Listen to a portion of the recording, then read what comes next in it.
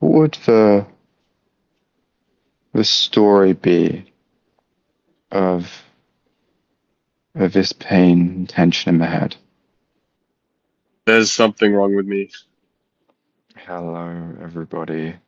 Today we're going to be diving into a really rich session with a wonderful client. This is kind of right slap bang in the middle, but we're going to go right from the beginning through the original problem that he comes to the session with, into the internal process, right? This is the story of a construct that's creating all of these problems to begin with. And then from there, we go into the liberation and find the new consciousness and allow that to grow up to solve the original problem, but also to allow his just natural light to emanate beautifully in the world. So let's get into it.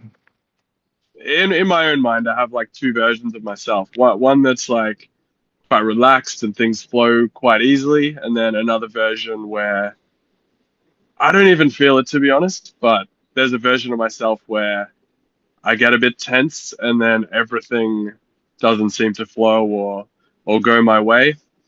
It feels sometimes like the tap is on or the tap is off. So that I really felt in control and like I had control over that side of my life.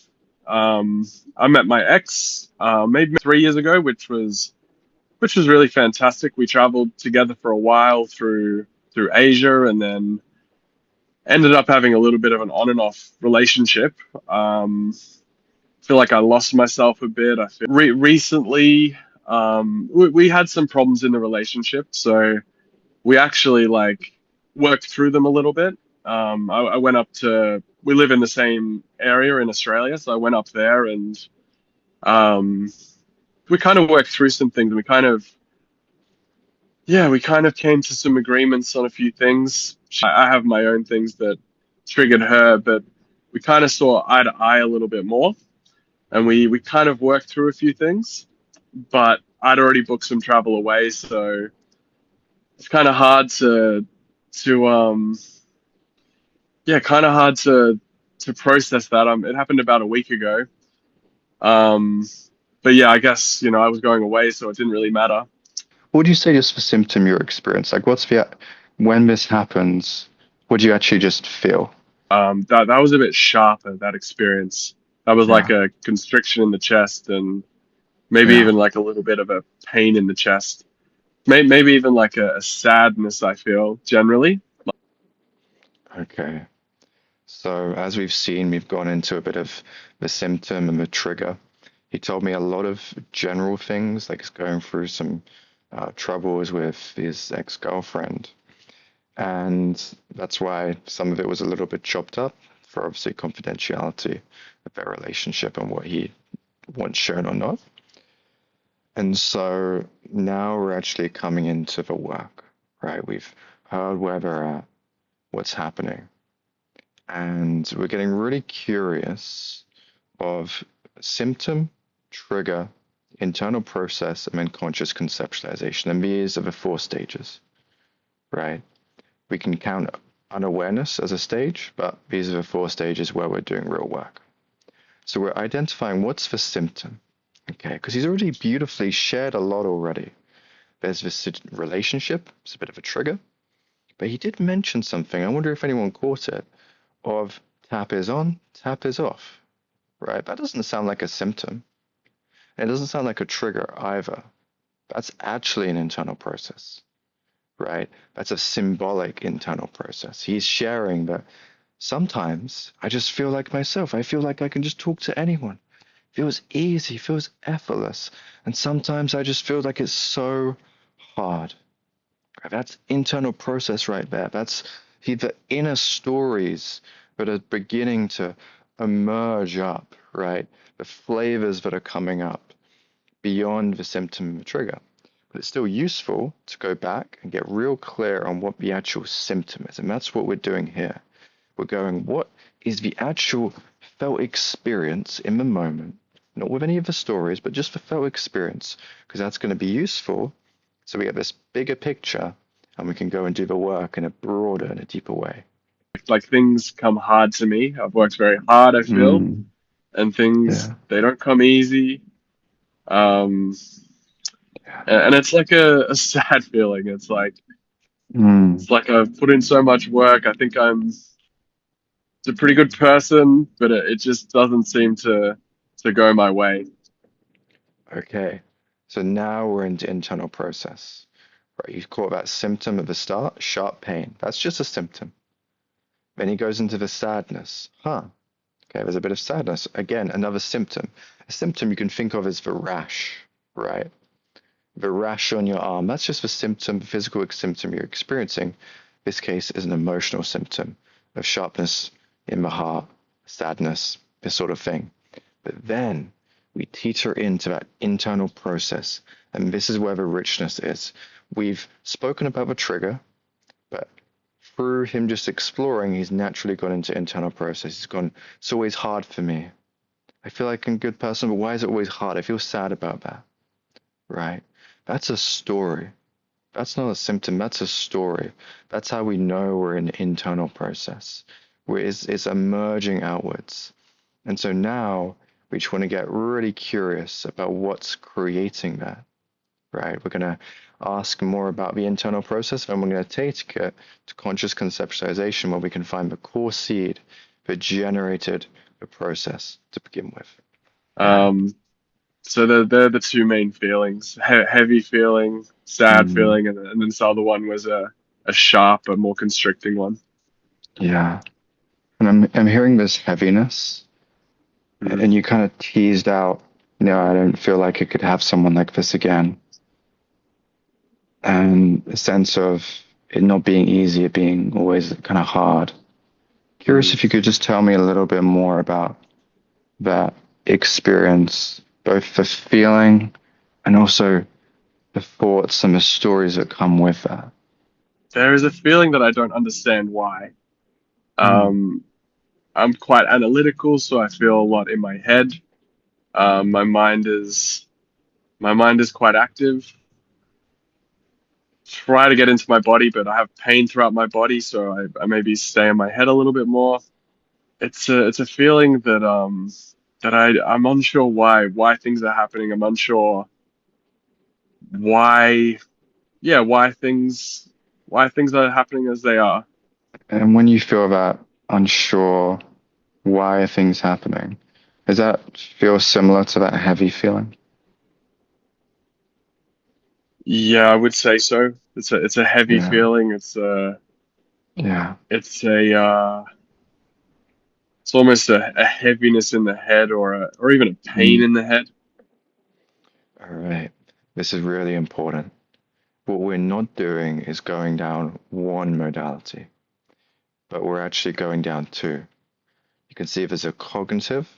He's telling us, sometimes I feel confused about what's actually happening, right? I don't really understand what's going on. And then there's a somatic, and then why is it so hard? That's again another cognitive one. Then the somatic experience of pain in the head, like a heaviness in the head, right?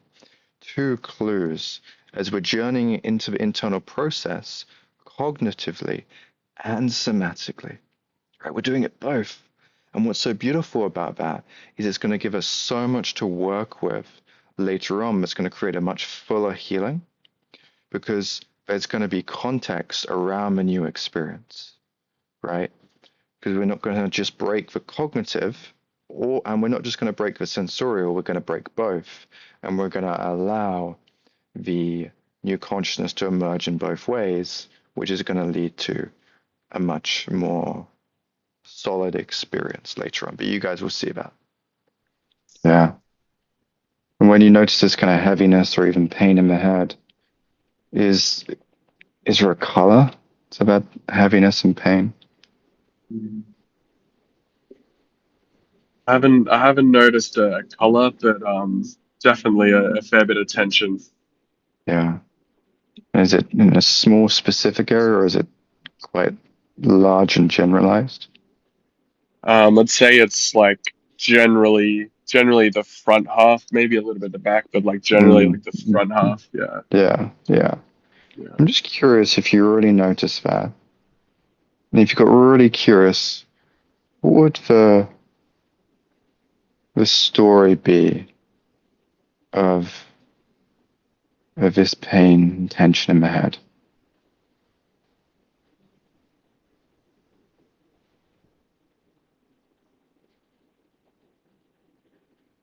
There's something wrong with me.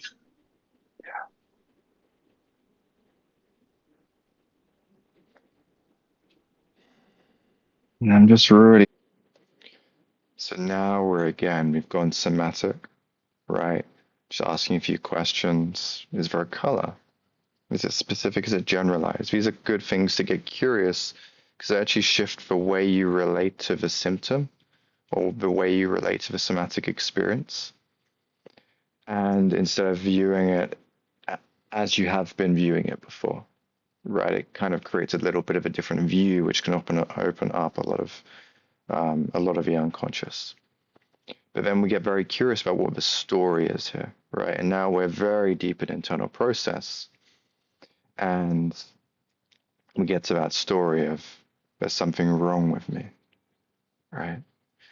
And we can notice if that's the story at the base, right? We're still in internal process here, but we're starting to get closer to conscious conceptualization. If that's the story at the base, it kind of makes sense. Some of the symptoms he was speaking about, like a confusion of what's going on, right? Oh, it's always hard for me, right? Kind of makes sense of an underlying story of there's something wrong with me. And so, what I want you to invite you to look out for next is how do we take it from this is the story to the core seed when he first experienced it? Curious. We notice this tension in the head and this meaning making that there's something wrong with me. I'm curious, when did you begin to feel that way or take that on? I think pretty early actually. I remember sometimes when I was like 7 or 8 that maybe some of these stories arose and then sort of solidified or became stronger through like my Mm, teenage years. yeah. And can you just help me understand how did a 7, 8 year old get to this place? Where did they pick? Like, help me understand. I'm confused. Okay. So now we're getting into the core seed, right? When did this new meaning making begin, right? Because you don't become a baby thinking there's something wrong with me, right? This, in this situation, was something that started to generate at 7, 8 years old as a meaning, right? As a way of understanding life, this started to emerge. And we can all see that that's a pretty bad way of understanding life, but currently Nathan cannot. And that's totally okay. We all have beliefs we're stuck in. And you can tell just the way I'm asking the question, there's a curiosity and almost like, huh, that doesn't actually make sense. Can you explain how this makes sense? And sometimes doing that and doing that even to ourselves of like when you notice a belief in you, okay, just help me make sense of that. And you do that in a really curious way, right? In a way that's like, I don't actually understand. Then the part of you that is going to try and make sense of it will do it, but it's going to bring all of its illogical reasoning up to the conscious mind where it can actually be broken down and see that that's ridiculous. So we're going to start to see that. And then we're going to go through the process of actually breaking the old construct and giving it back. Yeah, I feel like it's hard to say exactly, but I feel like I didn't fit in. I feel like my social Mm, skills were behind. I was trying to fit in, but yeah. always a little bit on the outside. I remember coming home. I was quite a good tennis player when I was young, and I just remember coming home like from tennis practice one time and being like, I don't think I would be trying as hard as tennis if I was fitting in. I don't think I would be trying Mm, as as hard as I am with tennis, because that was sort of such a young age, sort of like a something that I saw would elevate me and help me belong. Yeah, yeah, I hear that. I wonder if we just noticed this 7-year-old, roughly, that took on this idea that there's something wrong with him and this kind of pain and tension in the head. And we just really just start by bringing just a real gentle love and support to him. And just notice what that feels like to just be there for him, all of our love and support. And there's that love and support. And we start to bring that to him.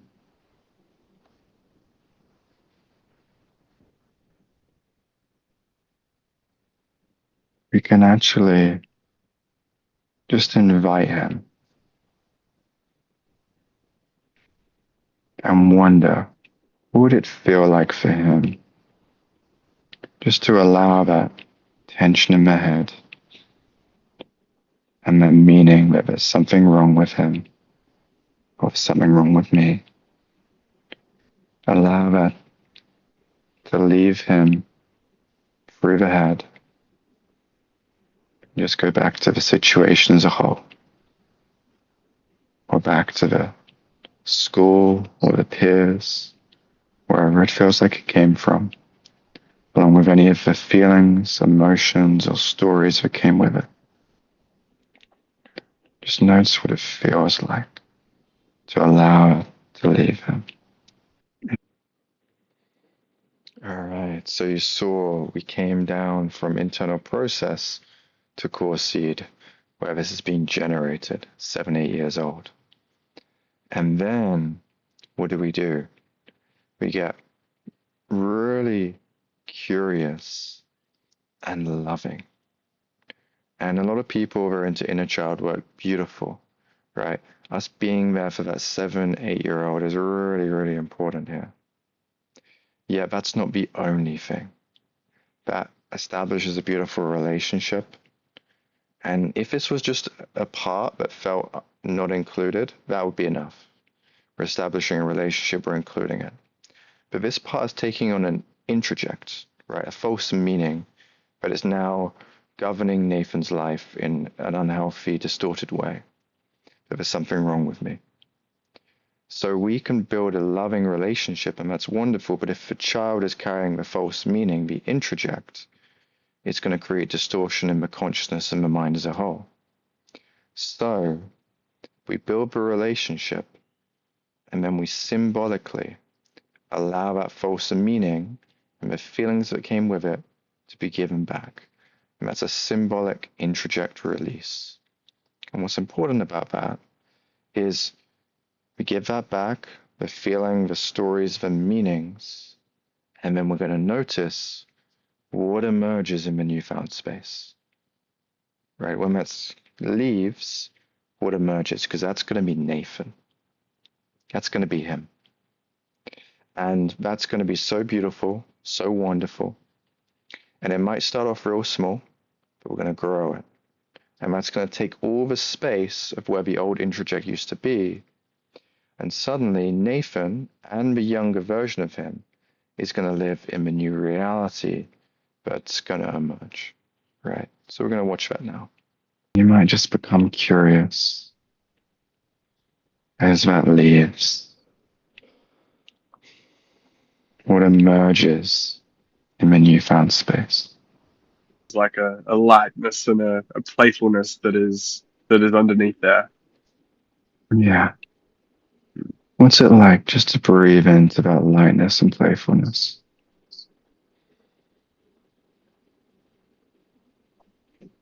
Notice what it feels like.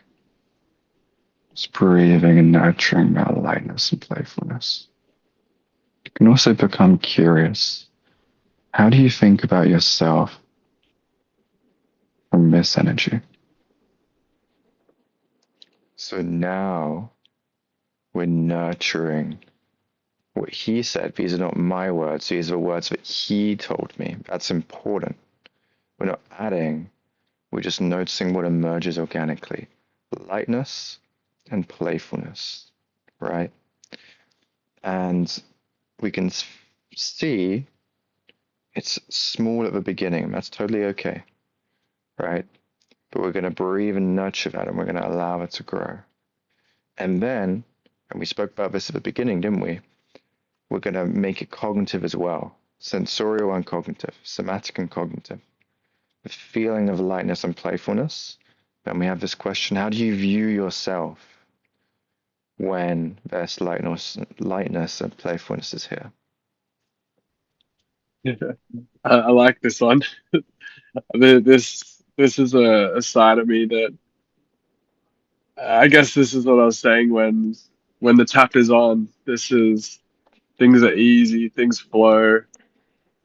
Yeah, there's a lot of love for myself in this state, and I think maybe I cling to it a little bit, but yeah, really really got a lot of love for it. Yeah, there Hmm. you go. It's being with this lightness, this playfulness, this love for yourself. It's okay to cling to this. With this work, we're going to allow this to become so strong and replace the root of what it may have created the other state. All Hmm. right. So we're not getting attached or clinging, but we are allowing this to grow up so it can take the space of all the other little shadow leaves that may have come from the original idea that there was something wrong. I'm hearing it's mostly in the head. Correct me if I'm wrong, but I'm wondering, is there anywhere else that might like to feel this lightness and this playfulness? Yeah, the other common one is through my chest. That I guess it would be a heaviness and a somewhat of a constriction through my chest as well. Yeah. I wonder what it's like just to allow this lightness and playfulness just to also come into your chest. Not forcing its way through, but just gently coming there.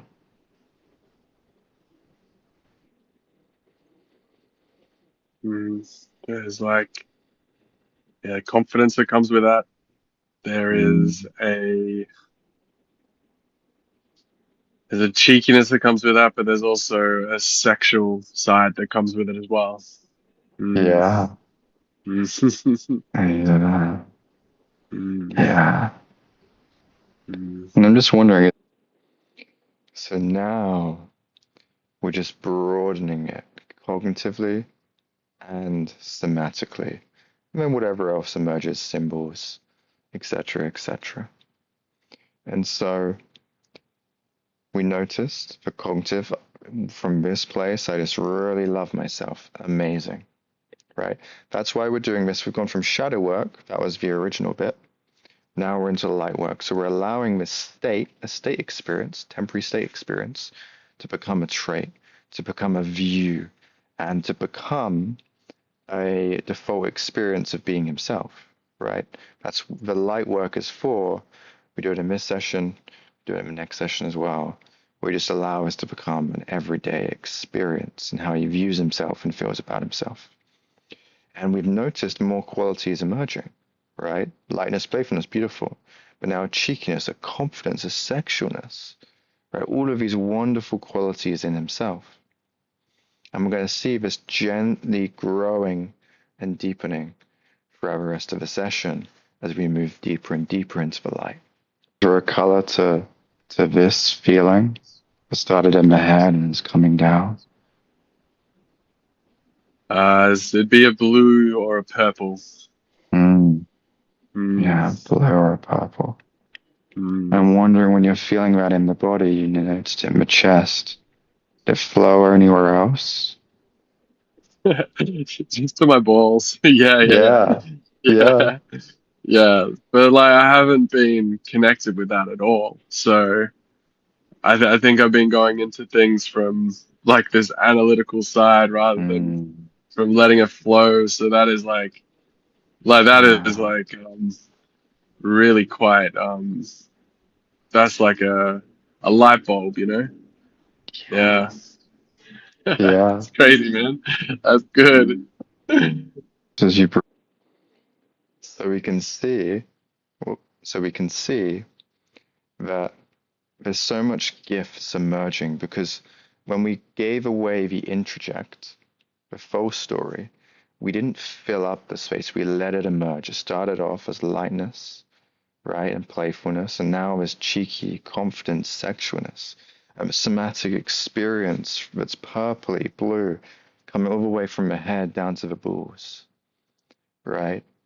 And so all of these wonderful gifts are emerging, positive qualities in him are emerging. And that happens by us moving by nurturing and celebrating. That's all light work is. We're nurturing and celebrating, we're getting these wonderful qualities. And so we're allowing it to broaden, right? More different things can just emerge, continue to emerge, pardon me. But we're also allowing it to deepen. We're allowing this to become more set as his experience of himself, right? We're allowing this to move gently from a state to a trait. Breathe into this lightness, this playfulness, cheeky, confident sexualness. And you just, from this place and the feeling in your body and your head all the way down to your balls, when you look at the situation we brought at the beginning with your ex, I'm curious what might change. Yeah, it's confirming the confidence and the maybe even like the value of myself and the Yeah. who from the person I am. Mm. Hmm. Tell me about the confirming of the value in yourself.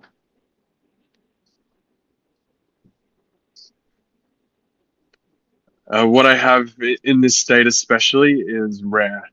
Um, I was just gonna say it Confirm. almost doesn't matter what anyone else is doing, but the Yeah. sureness of even the even that thing that I mentioned at the start that I think something's wrong with me. I think you hit the nail on the head and almost yeah, like sort of solved that gap already, sort of to bring this into my life to go out into Yeah. the world and experience it and to be in this state out in the world. That's it's almost everything. Yeah. Yeah, it's kind of in a way exactly what I've been looking for. So I don't know why there's an extra just bit at the end that actually doesn't have anything. Um, but we can see towards the end of the session, obviously it was cut up. This was a 45-minute session, but um, it was cut up both for confidentiality and also there's areas where he's just sitting in silence, breathing into and nurturing, and so that's not super interesting to watch. But what we can see here and is really, really clear is all those qualities emerge, and then we come up in something even deeper, value and assuredness, right? And this was, spoiler alert, in the next session, which we're going to get to, I want to break down as well, is a pure lightwork session. The assuredness and the value come up a lot.